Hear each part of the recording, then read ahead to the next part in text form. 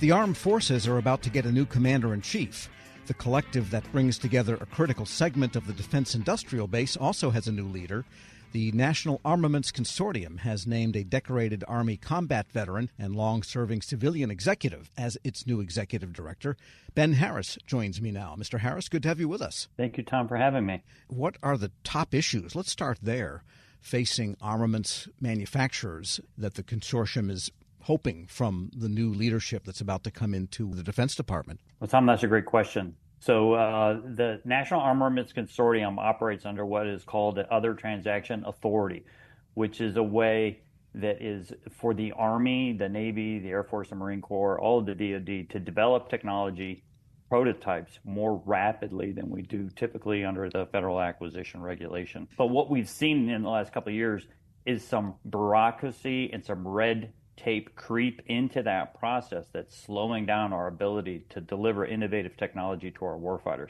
So I'm hoping Elon Musk or his team is listening, and there's an opportunity for them to call us or go to our website and reach out to us, because I think there's opportunity to improve how fast we can innovate within the National Armaments Consortium.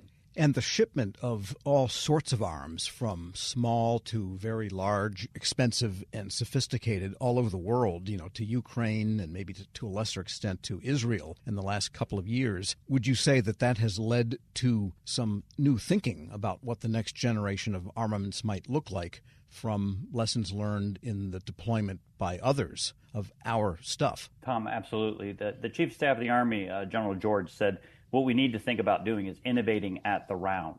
We don't have the time or the luxury to develop complete new weapon systems. We have a lot of very advanced, very high-quality weapon systems out there.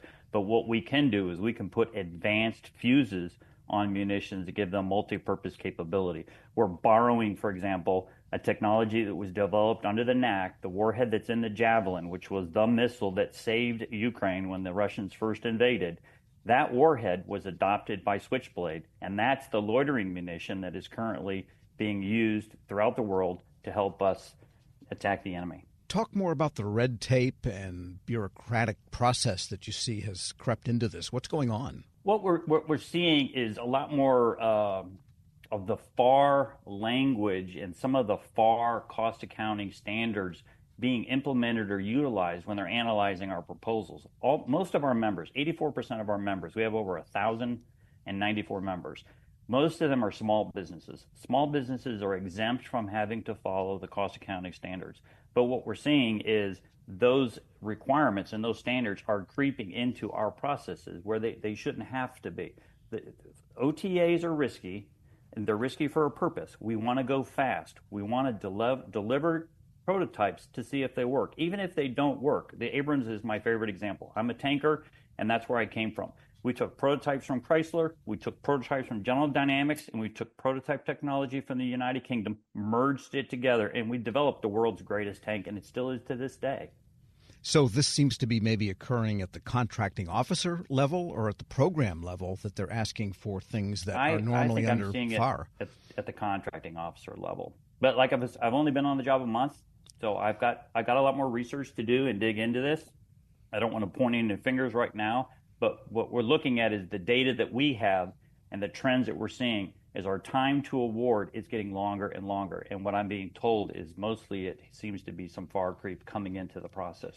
Well, your experience in the Army for 20 years and I guess 16 years in civilian service after that must have given you some clue to the fact that bureaucracy tends to expand. It never seems to retract. Yes. I would like to show Elon Musk the Federal Acquisition Regulation. I would like to show him what it looked like in 1944, 1942, there wasn't one, and how it has grown to something that's larger than the King James Bible in a finer and smaller font.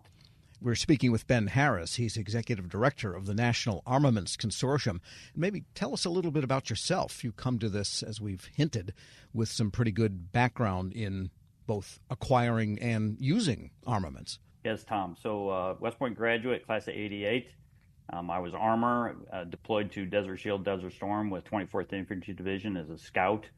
At my 10-year point, I transitioned into acquisition where I was doing innovation and development. I worked on a new 120 millimeter tank round, developed and fielded that. I ended up writing requirements for the Abrams tank, innovating. We developed the reactive armor and implemented that in Iraq. We put the common remote operated weapon systems on the Abrams tank, innovated that into the tank. We put backup cameras, new counter IED seats in the tank. So I had a lot of experience doing that. And when I retired after 20 years, I started innovating in the small cal world. We developed a top 10 Army invention, the new enhanced performance round back then for the 5.56, making 5.56 more lethal than a 7.62 millimeter ball round. We won a Packard Award for that.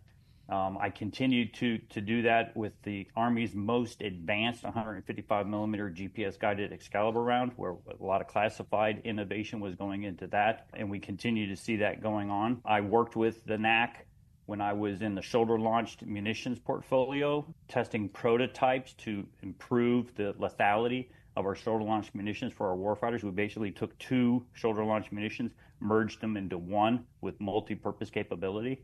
I spent a couple of years modernizing our industrial base, so I'm very familiar with supply chain issues. My portfolio as a deputy was responsible for modernizing 5 of the Army's ammunition plants, and then as chief of staff, once Ukraine started, that's what we focused on for the last 30 months. Yeah, what I'm hearing as a subtext of this is that those in the programs and the contracting officers and CORs, I guess, officer representatives that work for the COs, need to never forget who it is into which hands these armaments are going to go. The frontline people are the ones ultimately that this all serves. Yeah, Tom. I mean, as a warfighter myself, I was handed the first generation GPS handheld systems the day before we went into Iraq. If that had been a day late, we would have been navigating with paper, maps, and compasses and nothing else. So then, again, let's get back to what you're hoping for in the future. What does it look like? Are you getting any signals yet? I haven't seen any signals there, but we are hearing some good things from the contracting center. We've already initiated some meetings with them at the end of last year. I have to say, by the way, I just got to give a shout out to contracting. The contracting team that we work at is the same contracting team that developed the COVID vaccines and got those out to the entire United States. This contracting team is the same contracting that in 2022, at the end of that year, when our budget doubled from $3 billion to $6 billion, they were to get all that money obligated within a year. So there's a lot of work being stuffed into a very small contracting cell. And their focus is on, obviously, the bigger items, the dollars that are expiring. We're a little bit smaller. So far this year, though, in FY25, we've already awarded almost $685 million. Last year, we did about $2.5 billion. So we're still pretty large when you look at what their workload is. And what's your sense of the capacity? Because during the height of when we were helping Ukraine, I guess we still are, certain basic commodities like the howitzer shell were in short supply, and we were running out in case the United States needed them. I don't know what the status of that is now, but is that something you're watching? Is U.S.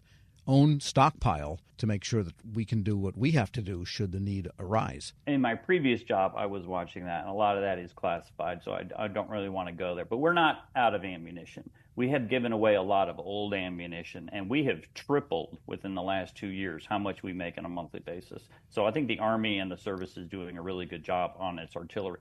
We also were able to slow down how much we were giving to the Ukraine so we could build back and replenish our inventories faster. So I'm aware of that. But the supply chain is important.